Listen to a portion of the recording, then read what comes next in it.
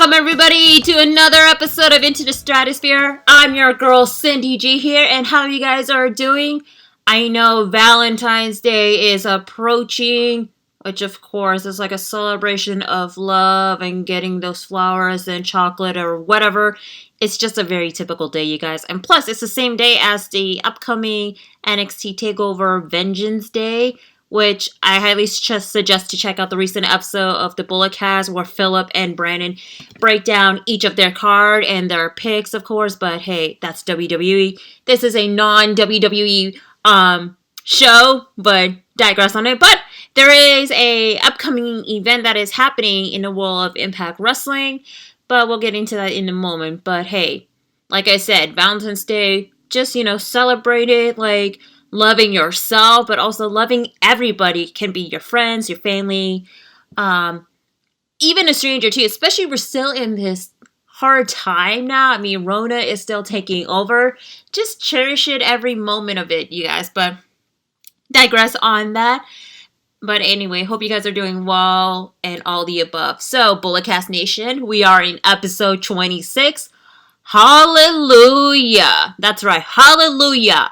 Because of a very heartfelt speech from the recent episode of Impact Wrestling. Also, a very wise decision on the recent episode of AEW Dynamite. Which, yes, you guys, I'm definitely going to be giving my thoughts of this particular segment that he actually made the right choice. But anyway, you guys, so typical wrestling news headline. Also, recap from the recent episode of Impact Wrestling. Also, I'll be doing the prediction for the upcoming Impact Plus exclusive event from Impact Wrestling. Also, AEW Dynamite bonus. Like, normally I typically cover only the ones that feature from Impact Wrestling or, of course, Kenta, New Japan Pro Wrestling. But since we have is the AEW Women's World Championship Tournament that's taking place, I'm definitely going to be breaking down the matches and also giving you guys my bracketology prediction as well, because just like when I debuted my show, I did give my thoughts of the AEW Women's Tag Team Tournament. I'm definitely going to be breaking down this tournament as well, and plus I'll be giving my thoughts on this incredible main event match from Dynamite. So without further ado, you guys, let's go ahead and kick off with the wrestling news headline. So I did record this podcast on a Thursday, and unfortunately the next day just found out there has been a sad news, you guys. Former WWE superstar / WCW star Butch Reed has passed away at the age of 66 from a heart attack, you guys. And yeah, another passing in the world of wrestling, you guys.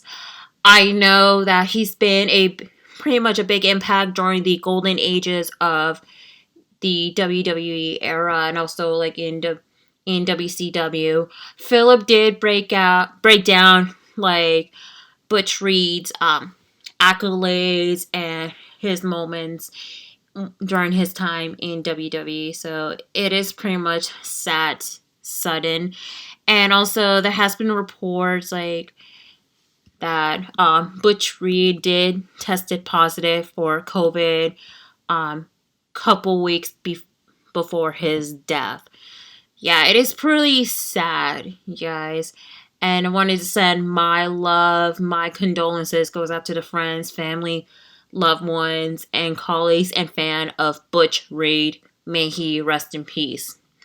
Anyway, let's go ahead and move on to the next news headline. I know this is not going to be I think this news headline is not going to be positive, y'all, so just bear with me. But this particular story, it is going to be a clarification also. So, last week, former WWE superstar Steve Cutler has been released from WWE. And I did mention about, Deonna Purrazzo did tweet out, LOL, COVID struck again. Well, unbeknownst to me and to the simple man Noah Foster, who was my guest on the last episode of Into the Stratusphere. So news has been breaking on the evening, which we did record it a couple hours before we found out that Deonna Purrazzo and Steve Cutler has been tested positive for COVID back in January. So there has been a rumor the reason why Steve Cutler has been released because Vince McMahon was really upset that he got tested positive, and so he had to be sidelined from WWE TV after he got tested and stuff like that. So Deonna Purrazzo did issue a statement on Twitter to confirm that her and Cutler has been tested positive for COVID back in the beginning of January. They had no idea that they were tested positive, despite the fact that there was no symptoms at all. But I'm glad that Purrazzo and Cutler, or should I say Steve K now, because I cannot pronounce his last name, you guys. I'm sorry. Steve K and Purrazzo, they are officially COVID free, and they're doing pretty well. So that's a very good news to hear. And I believe that Deonna Purrazzo is the first ever active Impact Wrestling star to actually admit to tested positive in COVID, despite the fact that like a couple months back, someone from Impact Wrestling has been tested positive for COVID. We're not sure who. A lot of people that has been like calling out names. That's the one that tested positive because this such and such wrestler did not appear on the Impact Wrestling's taping or past episode. But it is what it is, you guys. You never know what which star has contracted the virus or not. But I'm glad that Purrazzo did open up to what happened. And look, she is doing well. I mean, she is still the current Impact Knockouts champion, and she is the Knockout of the Year and Wrestler of the Year for Impact Wrestling too. So she actually overcome this obstacle and triumph too. So I'm still, because the pandemic, we're still going on, and there's no treatment or anything like that for COVID, of course. But still, the vaccine is still rolling out. So still wanted to send my love, my best wishes to Deonna Purrazzo and Steve K, formerly known as Steve Cutler. Hope you guys are doing good and still continue on to battle out during this crazy time, y'all. And in other news, you guys, talking about COVID-19. So on Wednesday, February 10th, Danny Limelight, which you may know him from New Japan Strong as part of the New Japan Pro Wrestling version of Team Filthy, and he made numerous appearances on AEW Dark. He took to Twitter to announce that he is tested positive for COVID, and he is currently on the road to getting better. So just wanted to wish Danny Limelight on his speedy recovery. I know that he's been opening up that he's been tested. He's getting COVID tested like every time he is booked for a show to make sure he is good to go. And like I've seen his past Instagram live show that he done in the past before, like he's doing a lot of bookings with AEW Dark and also with New Japan Strong.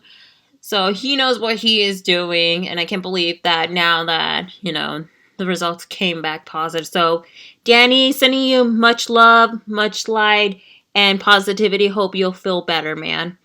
And then lastly, on the wrestling news headline, Shaw Guerrero has made the announcement 4 days ago, which is, of course, on Monday, February 8th, that she is withdrawing from all of her wrestling appearance and performances due to a very scary mental illness crisis.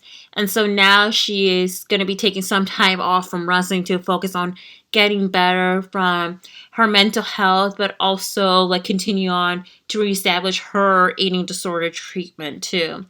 So I know that Shaw Guerrero has been going through so much in her life, within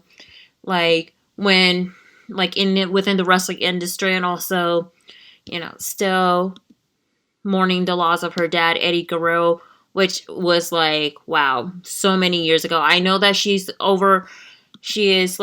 making sure that she's taking care of herself and for what she needed to on the road to recovery. So wanted to send Shaw Guerrero much love, much prayer, And hopefully she'll get the help that she needed. And one day we'll be seeing her back, either within the ring or any other endeavors that she's going to be doing. Whatever that's going to make her happy. And also, like, we'll be standing right behind her back. So we'll sending much love to her.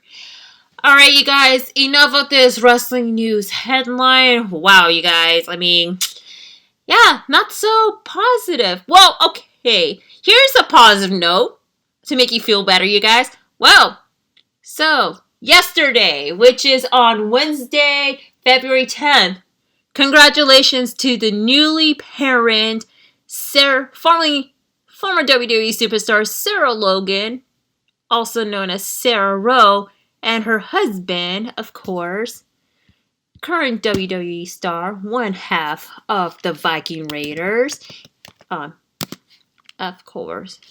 What is her? I keep mixing up with the name. Is it Eric or Eva? Oh yeah, Eric, aka Raymond Rowe from New Japan Pro Wrestling.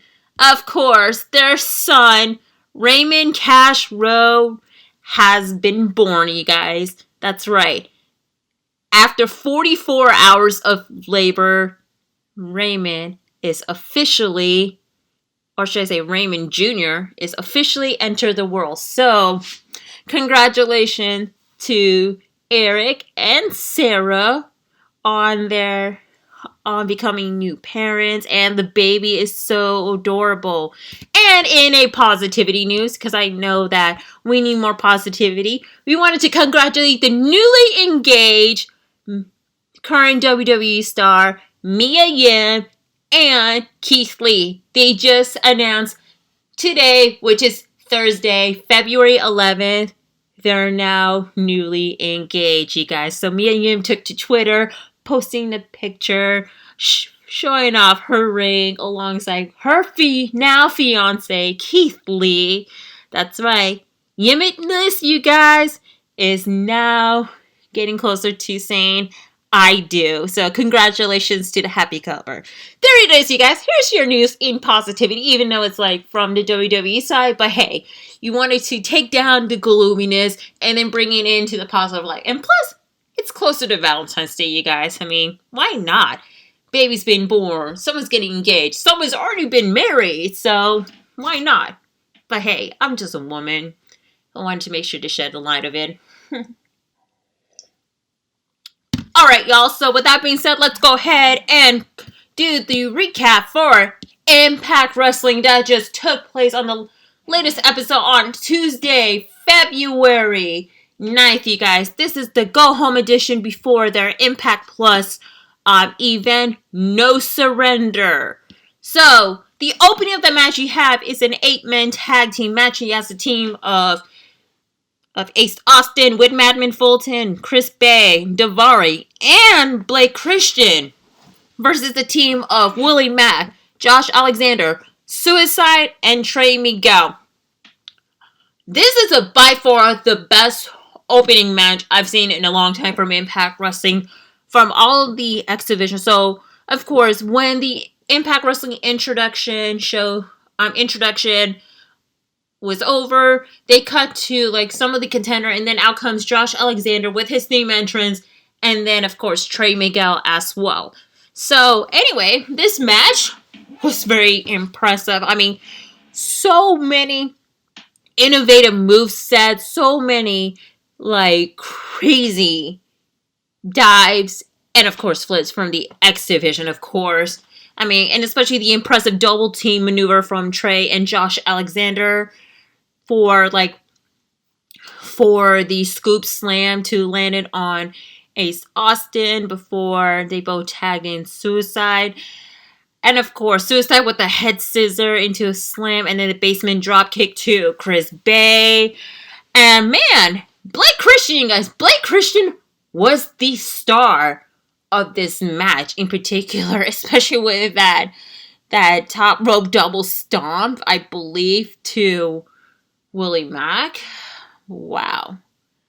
That was very impressive too. It's these guys know what they're doing, especially they're part of there's going to be in the match for this Saturday's No Surrender, or of course, like whenever this podcast is uploaded, but I was very impressed. And then, of course, like towards then you have is Trey Miguel with the diving flatliner for a near fall before Trent hits the Enziguri into an hourglass submission to Blake Christian.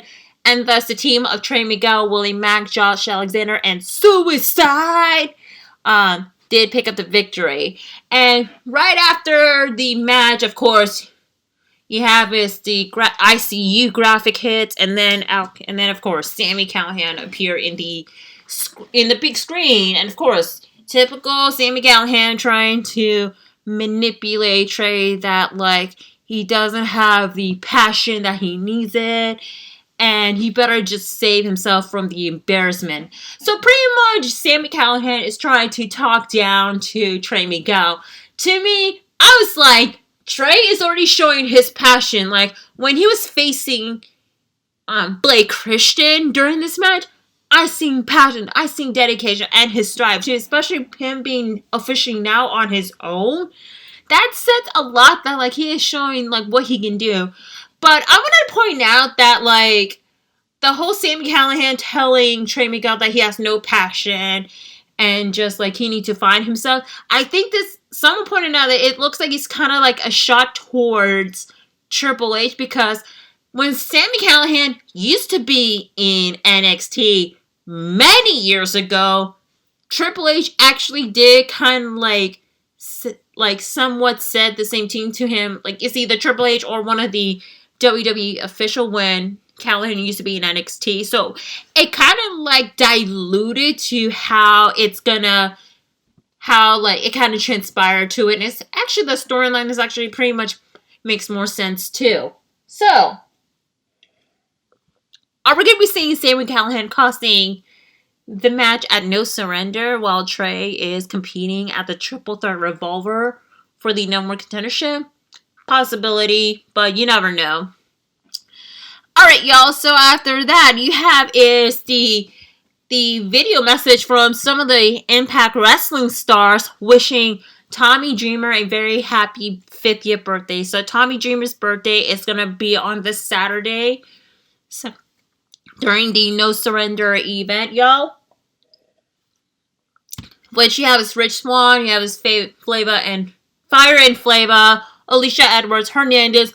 Also, a surprise appearance from Petey William and Gail Kim, doing like a video message clip wishing Tommy Dreamer a happy birthday. So that was a very cute video message from some of the Impact Wrestling stars.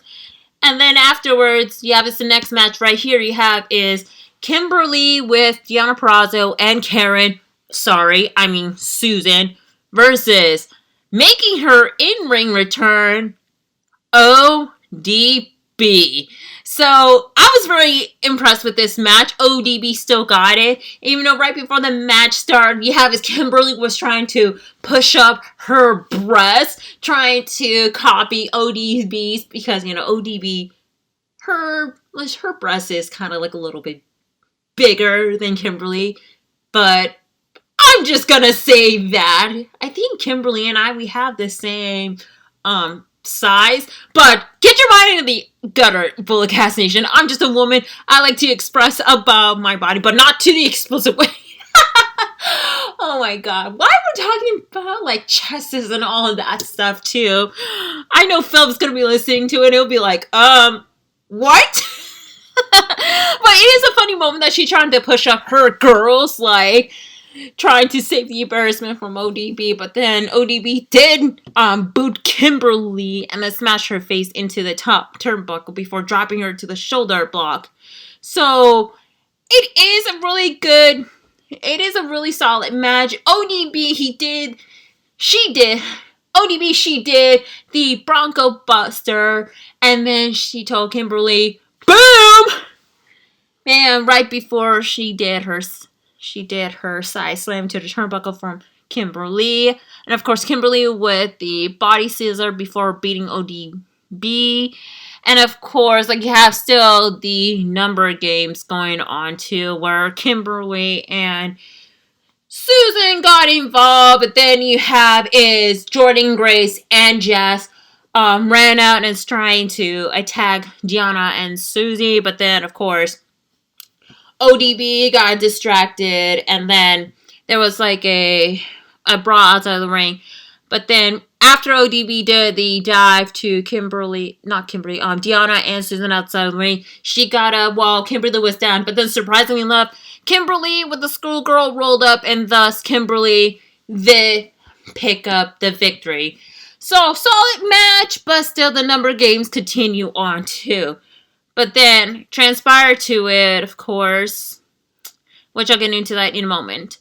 And then afterwards, you have is Cousin Jake coming out to the ring, and this is where he's going to be making his decision whether or not to join Violence by Design or not. So he did come out, and he talked about how Cody, or should I say Diener, betrayed him, and he decided to join Violent by Design.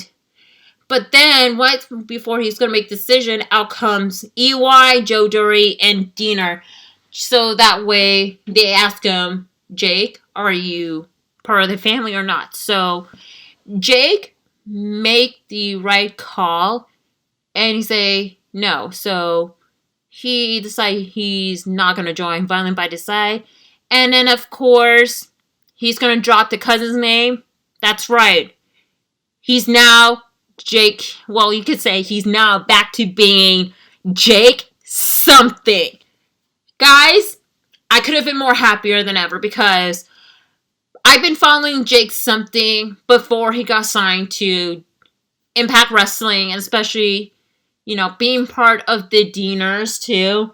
He has an incredible run in the independent wrestling scene throughout the East Coast and also in Canada as well. And so I'm very curious to see what Jake Something can bring to the table too. So Jake Something got beaten down by Violence by Design, and right before that, EY was about to smash him with the chair that is on inside his head. Diener stopped, but he wanted to challenge Something at No Surrender. So the match has been confirmed. You have Jake Something versus Diener for No Surrender. So there you have it, you guys. And then afterwards, you have the next match right here. You have is Kiera Hogan with Tasha Steele versus Nevaeh with Havoc. So match was pretty solid. Nevaeh did actually came out to her new theme song, which it was quite better than her own theme song. I think it's because it has lyrics on it, but it actually suits well for her characters and her persona in the ring. So, it has like a couple of defenses and takedowns too. And then Nevaeh did hit the Uragi before Tasha Steele did come in and then hit Nevaeh with the code breaker while the referee was trying to control Kiera Hogan and Tasha Steele. And then that's where Tasha did the code breaker, and then the referee turned and then ringed the bell, and thus, of course, Nevaeh did defeat Kiera Hogan via disqualification, you guys. So, although that is not the outcome of the match it was supposed to be, but, that's another smart strategy, too, just for Havoc and Nevaeh to, just to get the W, too. So, it's an alright match, nothing too much. But, yeah. Then, afterwards, you have is Kiera Hogan and Tasha Steele did argue with Scott D'Amore, and, of course, Scott did actually make the match happening. So, Fire and Flair had to defend their Knockouts Tag Team title against Havoc and Nevaeh in a Texas Tornado no DQ match at No Surrender.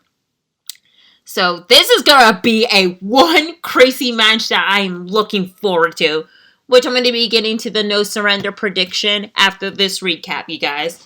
Anyway, afterwards, we go into the ring and you have is Tennille Dashwood with Kayla with the K and Triple XL, where Tennille did stated that, at No Surrender, she's going to be the one that's going to be beating up Rosemary, while Triple XL will be the one that's going to beat Crazy Steve, but whether there'll be just the two of them or not. Kayla with the K did stated that I will not be there at No Surrender, which in my mind I was like, yeah, because you're going to be busy in a crazy match under a different persona. Which I'm not going to say it, you guys. Just gotta keep it, non-kayfabe. However, he is issuing an open challenge to any of the member of the DK. So, out comes Rosemary and Crazy Steve. And so, Rosemary did come a promo saying that it's not Crazy Steve to be the one that's going to compete against Kayla with the K or Rosemary. She introduced to... Wait for it. Let me go ahead and take a sip real quick. Out comes AAA wrestling star Black Taurus. That's right. Black Taurus is now the official member of the DK. So you guys remember Black Taurus back in 2019 at Impact Wrestling when they were in Mexico? Black Taurus actually teamed up with the Lucha Bros against LAX and Danga, though. So, yep, you can say this is kind of like somewhat his return, but I guess this is his official debut on the Impact Wrestling roster, too, while he is still signed with AAA Wrestling. So there is still a partnership going on with AAA Wrestling and Impact Wrestling, which is perfect. And plus, AEW is still in the partnership with AAA Wrestling. So, of course, you guys continue on with this whole dynamic of the partnership. I could have been more happier than ever. So, match itself, it was just kind of like your typical squash match. Poor Caleb with K, he got his butt kicked by Black Taurus. And so, that's where he did this spinning power slam to pick up the victory. So, bienvenidos a Impact Wrestling, Black Taurus. I'm looking forward to seeing him more in Impact Wrestling. And plus, they're going to be part of this six-person tag team match at No Surrender, too. Alright, you guys. Afterwards, you have is the Impact World Tag Team Championship match between the current champ, the Good Brothers, versus Beer Guns. All in all, this match was pretty solid. I was very blown away. However, I forgot to mention, right before this match, more video message to Tommy Dreamer wishing him a happy birthday. AEW stars. That's right. Some of the AEW stars did wish Tommy Dreamer a very happy birthday. MJF, Chris Jericho, Eddie Kingston, Santana and Ortiz, formerly known as LAX, Arn Anderson and Tully Blanchard together, that's right, 2/4 of the Four Horsemen. Who else? I think Britt Baker, correct me if I'm wrong. Who else? Oh, Colt Cabana, and of course, the Young Bucks, too. They all wish Tommy Dreamer a very happy birthday, which is so incredible. I was, blown away that they took their time and effort to wish Tommy Dreamer a very happy birthday. That's really nice of them to do. And also, the AEW Dynamite commercial. That's right, the commercial part was important. And that's the reason why I say hallelujah. The term for the Forbidden Door, you guys. The Forbidden Door to me sounds kind of like a bit of a biblical term, too. And of course, when I think about that, I'm thinking about my friends saying, hallelujah, amen. Yeah. That's why the title of this is called Hallelujah. Yeah. So anyway, Tony Khan did admit that, he was very adamant to bring in, a New Japan, having the working partnership with New Japan Pro Wrestling. So he decided that he's going to be the one that's going to open the Forbidden Door. And it's already happening. Just like he did with Impact Wrestling. Well, the door has been opened. So pretty much Tony Khan did confirm the Forbidden Door is officially open. And thus the working partnership with New Japan Pro Wrestling and AEW is already happening. Just like with Impact Wrestling and AEW. So there you have it, you guys. So much confirmed. And plus, the commercial, the two Tonys, Tony Khan and Tony Schiavone, they were at the Jaguar Stadium. So, yeah, y'all. And Tony Khan did say that he's going to be coming back to Nashville at Skyway Studio soon. So, this is going to be very interesting to say at least. Alright, you guys. So, let's go ahead and go back to the match that was supposed to be taking place. The Impact World Tag Team Championship match between the current champ, the Good Brothers, versus Beer Guns. All in all, this match was pretty good to the extent. I mean, both teams did actually pull like a couple of their maneuvers. I mean, James Storm come out, punches and stop Carl Anderson in the corner before him and Chris Sabian did do their double team maneuver to Carl Anderson. And of course, a lot of back and forth going on between Doc Gallows and Chris Sabian too. And right in the middle of the match, you have is Matt Hardy and Private Party coming out, kind of like causing kind of like a distraction.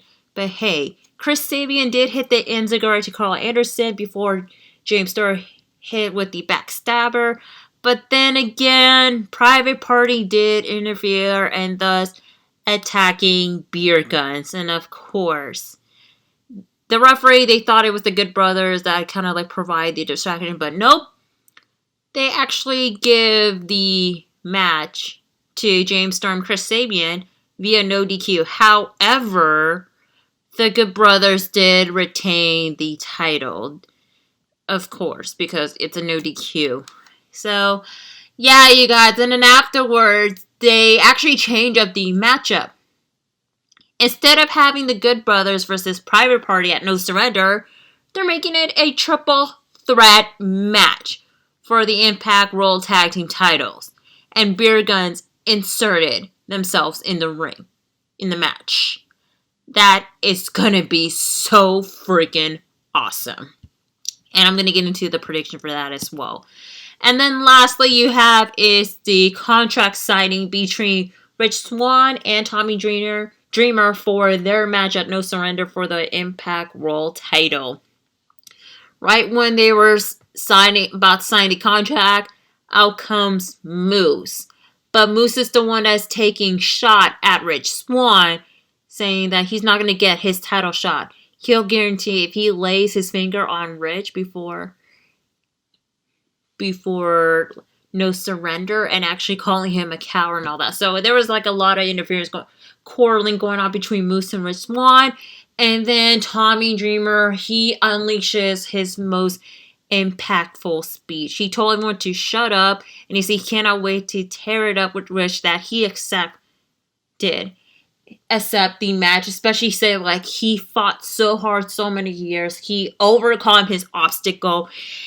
He shows so much passion and so much drive, especially that he's approaching his 50th birthday this weekend. It's like, you could tell that he is showing his passion and a love note to his true passion for wrestling and to be in the industry. So he signed a contract and he shook hands with Rich before they actually hugged out. And thus, you guys, that's it for the episode of Impact Wrestling. All in all, you guys, it was a pretty solid, show, especially a good go-home edition before their exclusive Impact Plus event. I mean, you have is kind of like a debut of Black Taurus. The match between ODB versus Kimberly was alright. So is Nevaeh versus Kiera Hogan. The 8-man tag team match, that was the match of the night. I was like super blown away altogether. And of course, then you could say kind of like a main event match between the Good Brothers versus Beer Guns. It was pretty good, especially they can actually change up the match. And especially we have more match that has been added too for No Surrender. So you guys, I'm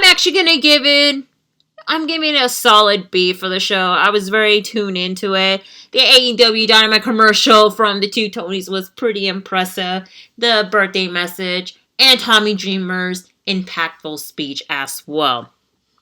Alright guys, without further ado, as I promised before I get into the AEW bonus content, I'm going to go break down each of the matches for No Surrender. That will be taking place on Saturday, February 13th, the day before Valentine's Day, exclusively on Impact Plus. So here are the cards and for my pick. So you have is a 6-person tag team match between The Decay versus Triple XL and Tennille Dashwood. My pick, I'm going with Decay. Then you have the 6 knockout tag team match between the team of Jordan Grace, Jazz, and ODB versus Deonna Purrazzo, Kimberly, and Karen. Sorry again, Susan. I think this may be going to be the ending of the feud, but one of them is actually going to be the one that's going to be challenging Deonna Purrazzo for the Knockouts title, possibly at Rebellion in April. So for my pick, I'm going with Team Jazz, Jordan Grace, and ODB. Then you have the Texas Tornado No DQ match for the Impact Knockouts Tag Team title. You have his Fire and Flava, the current champ, versus Havoc and Nevaeh. Hopefully this is the end of the feud once and for all. I'm going with Fire and Flava to retain. Then you have the Triple Threat Revolver to determine the number 1 contender for the Impact X Division title. And by the way, y'all, I'm not going to go into the full detail of the whole Triple Threat Revolver. It's so much complication. You have Ace Austin versus Blake Christian versus Chris Bay versus Daivari versus Josh Alexander. Josh Alexander versus Suicide versus Trey Miguel versus Willie Mack. I think for the final 3 for this will be Ace Austin, Trey Miguel, and Blake Christian. But for my overall winner of this match will be Ace Austin. I mean, it would make sense for him to win this match, especially he won the Super X Cup. Give him a title shot. Jeez. And speaking of which, we're just going to go with the X Division Championship match between TJP, the current champ, versus Rohit Raju with Mahabali Shera. If I pick Ace Austin, why not have TJP to retain the title?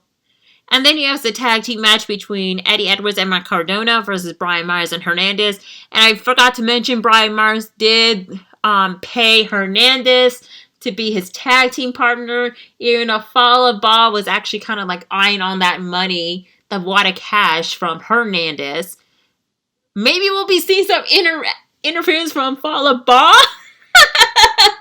I highly unlikely. He's in this dumb storyline in a casino with Johnny Swinger, Alicia Edwards, and Johnny Bravo, which now Johnny Bravo is a dealer.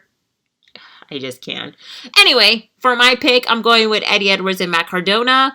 And then you have the Impact World Championship match between the current champ Rich Swann versus Tommy Dreamer. I'm going with Swann to retain the title. And then the match that has been changed. 3-way tag team match for the Impact World Tag Team Championship match between the current champ, the Good Brothers, versus Private Party versus Beer Guts. And I think this is going to be the match of the night, especially everybody's going to be tuned in to see this moment. But for my pick, I'm going with the Good Brothers to retain the title. There you have it. Those are the predictions for Impact Wrestling's No Surrender. That will be taking place on Saturday, February 13th, exclusively on Impact Plus. Anyway, now we're going to go to AEW Dynamite bonus.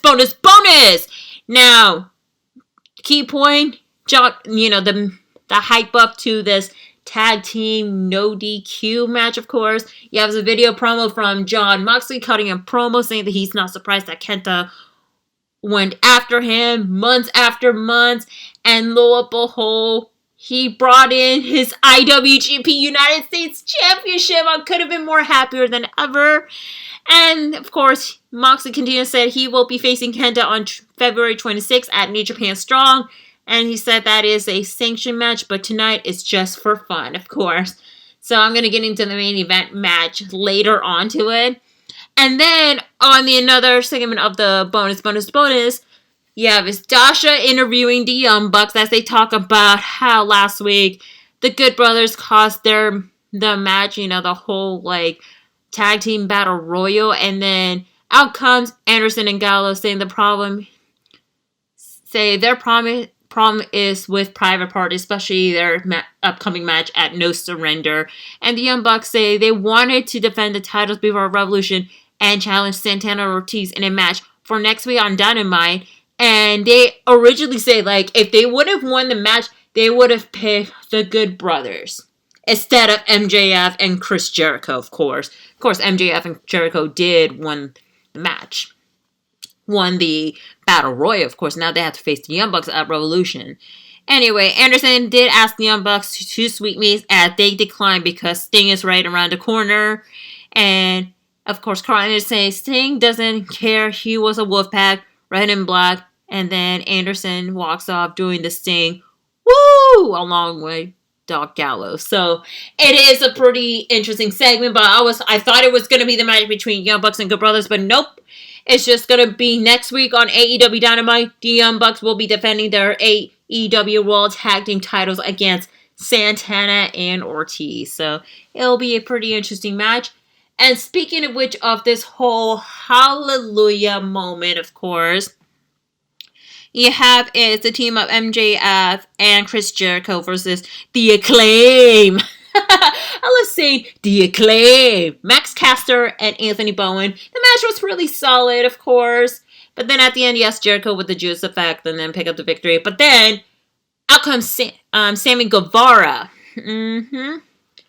So, prior to that, yeah, it was kind of like a video, like backstage segment between MJF and Sammy Guevara. Sammy did admit to MJF that he hated Chris Jericho. MJF did record it, and then he attacked him. But then you have the cameraman there, like, they saw it all. But then again, Sammy Guevara did come out after the match, and then he told Chris Jericho, I quit. He quit the Inner Circle, and then he walked away, but he went to the babyface tunnel. So that's what's another thing about the episode is hallelujah is that segment itself too. So where is Sammy Guevara gonna go? I'm thinking with Guevara, we're probably gonna be seeing him in another promotion within the partnership. Maybe to AAA, maybe New Japan, maybe Impact. Who knows? The sky's the limit for Sammy Guevara. And I'm glad he's going to be going on his own for good. But anyway, y'all. So with that being said, I am definitely going to be covering the AEW Women's World Championship Tournament. And I'm going to give my thoughts on this match. So at 6:17 p.m. Pacific Standard Time, you have Miss Thunder Rosa versus legit Layla Hirsch on the round 1 of the tournament, you guys. So, I was very impressed with this match. Kudos to Layla Hirsch bringing in more of her technical offenses. I mean, she is the upcoming stars in the independent wrestling scene. And lo and behold, like on AEW Dynamite, she actually put it all, and especially with Thunder Rosa, she is so impressive. Yeah, Thunder Rosa did multiple strike on Layla Hirsch, and then she did multiple submission hold to Layla Hirsch, then follow up with a strike. And of course, Thunder Rosa hit Layla Hirsch with a big drop kick in the corner. Layla Hirsch got up and came back with a German suplex. And I was very impressed with Layla Hirsch did the tope suicida, but it's not that much of a tope. And the suicida, like the die for it too. But it could have been a bit better, but just me. And then you have Layla with the moonsault. But then Thunder Rosa did have both her knees up just to counter it off. And of course, at the end, Thunder Rosa takes control of the remainder of the match. And she did the finisher. And thus, Thunder Rosa is going to the next round of the tournament. So there you have it, you guys. And also, I just wanted to point out, on the Japanese side, they're actually going to be airing it on this Monday, February 15th, on the AEW YouTube channel. Now, I know some people are very critical when it comes to, like, having women's matches on YouTube, especially when it comes to Japanese wrestlers itself. Here's my thing, you guys. Remember when we had, like, past Joshi-style matches on AEW Dynamite on TV before, like Riho versus Emi Sakura, and then Yuka Sakazaki versus Hikaru Shida, or anything like that. I know people are not, like, the casual watchers that only strictly watch AEW, but not, like, too familiar with, like, other promotions, especially with Tokyo Joshi Pro, or even with New Japan Pro Wrestling, and any other company, too. I know that if they put it on AEW Dynamite, people are not going to tune into this match and then they'll be criticized. So I feel like with putting this match on YouTube would make more sense. And I know in the US side, they'll get their time on AEW Dynamite. So it definitely makes sense in business standpoint. But that's just me, and that's just my 2 cents on it too. So anyway, you guys, let's go ahead and break it down, the bracketology. So on the Japanese side, you have is, of course, Yuka Sakazaki, who is signed with AEW, versus representing Choco Pro, Mei Sakura. My pick, I'm going with Yuka Sakazaki. Then you have is Emi Sakura, who is signed with AEW, and she is the co-founder of Choco Pro, versus Vinay. And I'm going with Emi Sakura. Then you have is Aja Khan versus Rin Kadokura. I'm going with Aja Khan, hands down. I mean, she is the legend in the Joshi Pro, of course. Incredible talent. And then the match that I've been looking forward to, Rhea Matsunami versus, of course, the foul-mouthed idol herself, Maki Itoi. And of course, I gotta go with Maki Itoi. And then to the semifinal, I have is Emi Sakura versus Yuka Sakazaki. I'm gonna go with Yuka Sakazaki on this, and then Aja Khan versus Maki Itoi. Oh my god. This is gonna be a very interesting match. Like, Maki Itoi, who is like the rising star in the Japanese Joshi pro wrestling scene, versus the legend, Aja Khan. Holy crap. She has her work cut out. But you know what? I'm going with Maki Itoi. And then to the finals, in the Japanese side, Yuka Sakazaki versus Maki Itoi. Hands down, I'm going with Maki Itoi. Now, to the American side, so Thunder Rosa is advancing, and then next week on AEW Dynamite, you'll have is the NWA Women's World Champion, Serena Deeb, will be taking on the returning Riho. That is right. Riho is going to be making her return since her last match almost a year ago when, of course, the pandemic hit and all that. I hate to say it, I'm going to be a Debbie Downer. Like, to be honest, I wasn't even a fan of Riho being the inaugural AEW Women's Champion. I feel it's like too soon for it, and especially the way they book her as a champion was not the best. You know, I don't blame her for, but she's she's an incredible talent. But putting her on a title is like, a hit or miss. But that's just me. I'm going with Riho to beat Serena Deeb. And then this match, in particular, Tay Conti versus Nyla Rose, and then Dr. Britt Baker, DMD versus Anna Jay. It can go either way. But Tay Conti versus Nyla Rose, I'm going to go with Tay Conti. And then Anna Jay versus Dr. Britt Baker, I'm going with Dr. Britt Baker on this too. And then for the semifinal, you'll have is Riho versus Thunder Rosa. I'm going with Thunder Rosa. And then for Tay Conti versus Dr. Britt Baker, DMD, I feel this is going to be kind of like a revenge, for Britt Baker, that she beat Tay Conti's best friend. Unfortunately, I'm going with Dr. Britt Baker. And that's where we're going to be going to the finals, because Thunder Rosa and Britt Baker, their feud is not over yet. I mean, this is kind of going to be like a rubber match in the making. I know some people will be like, I knew this match is going to be very predictable because, Thunder Rosa and Britt Baker have history. Even though Britt Baker did defeat Thunder Rosa on past episode of AEW Dynamite, but the score is going to be settled once and for all. For my pick for the finals in the USA side, I'm going with Dr. Britt Baker, DMD.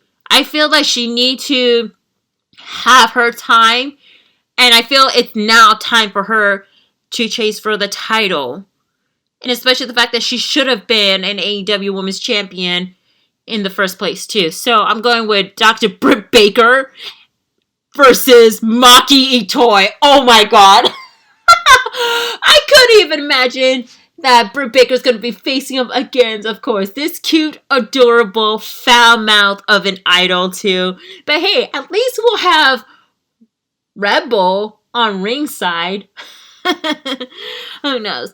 And then my overall pick for who's going to win the tournament facing Hikaru Shida, I'm going with Dr. Britt Baker, DMD. I mean, come on now. It's her time to shine. And she need to become the next AEW Women's Champion. Just saying. Alright, you guys. With that being said, let's go ahead and move on to the main event match. The Falls Out Count Anywhere match. No DQ style. Yeah, it's a team of Kenny Omega with Don Callis and Kenta versus Lance Archer with Jake the Snake Roberts and Jon Moxley.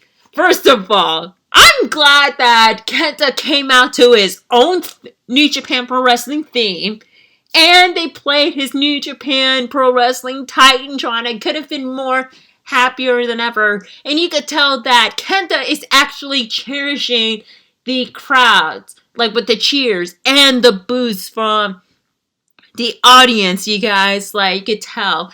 And of course, Kenny Omega with his cringy intro theme. But you could tell, like when the camera turned zoom into Kenta, I was dying of laughing altogether because he was like giving his zero F-word given attitude. Oh my god, it was such the funniest moment ever. Anyway, you guys, so the match started off with Kenta hitting his IWGP United States briefcase to Jon Moxley, and of course, then and then that's where everybody started brawling, and I think this is a really intense match. Oh, and where Don Callis is, he was on commentary, by the way. Don Callis, y'all, on commentary. But then, it was so much of a brutal moment. You have is Kenny Omega brought out a trash can, throw it to Jon Moxley, and of course, like, impressive moment, Omega hit Moxley with the moonsault while holding the trash can. And then you could tell that Moxley and Lance Archer did work together perfectly. Unlike Kenta and Omega, they had, like, you know, a miscommunication because they wanted to be Jon Moxley so bad. And of course, Lance Archer brought out the ladder, and then he used the ladder to knock both Kenta and Kenny Omega down the mat. And what's so funny, I want to say this, outside of the ring, of course, like Moxley did grab the chair, Kenta did dodge out to it, and of course, a lot of brawl going on with Archer and Kenny Omega. And the funniest part is that Kenta did the GTS to Peter Avalon. I was dying of laughter at that part too, because Peter Avalon, he was like standing right by Kenta, and he saw him deadlocked in his sight, and that's where he did the GTS to him. Oh my god.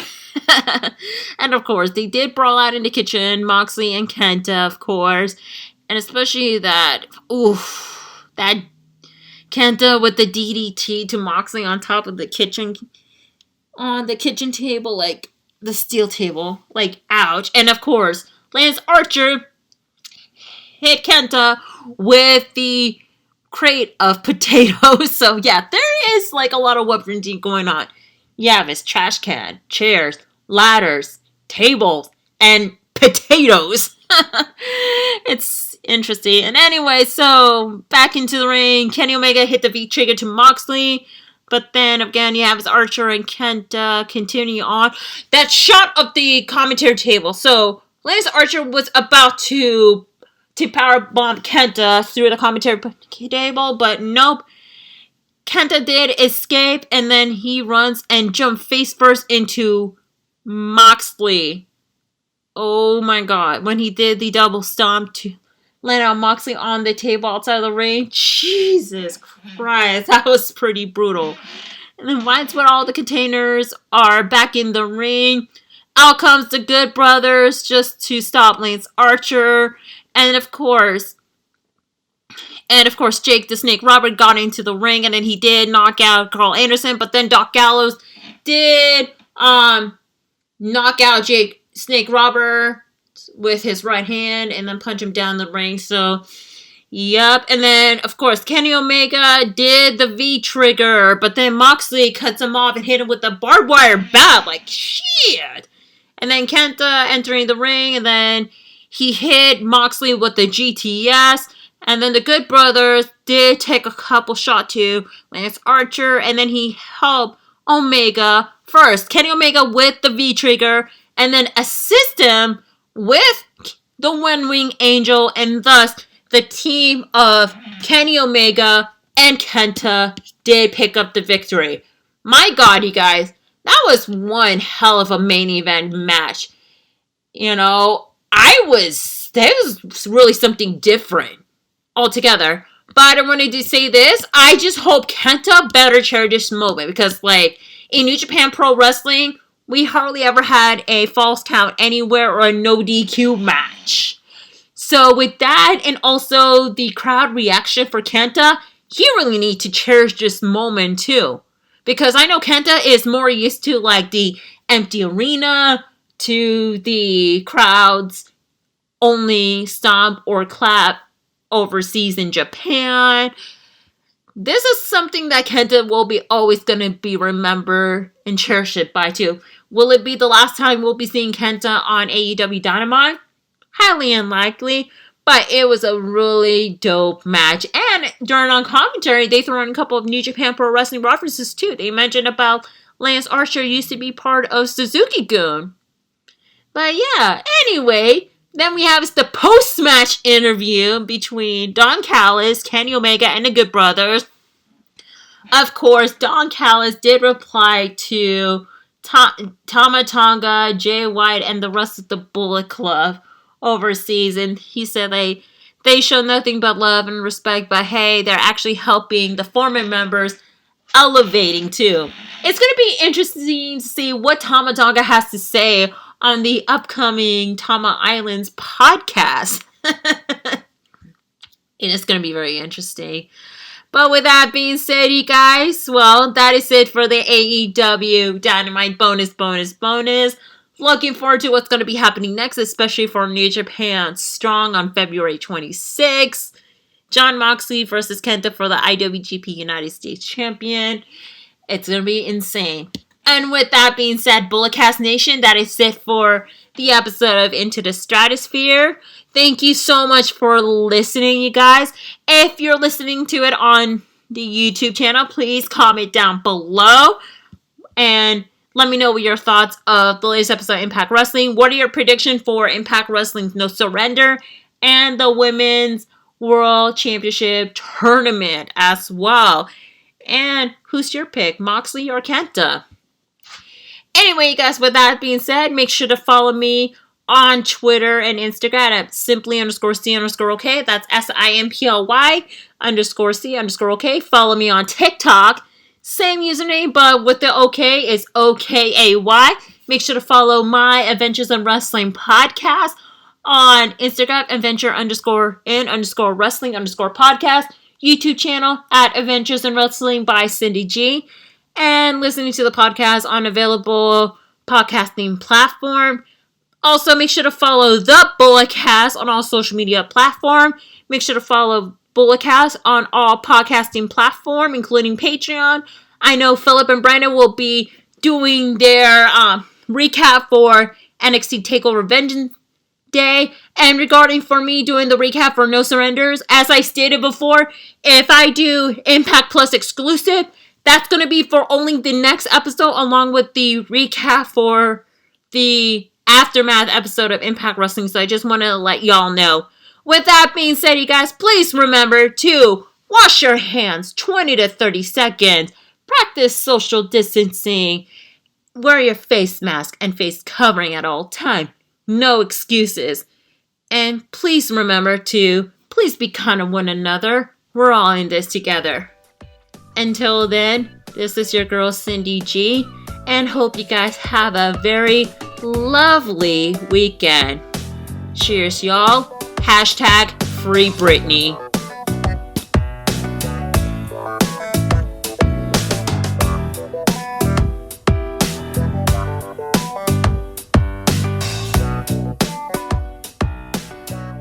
This has been the Bulletcast. Thank you for listening.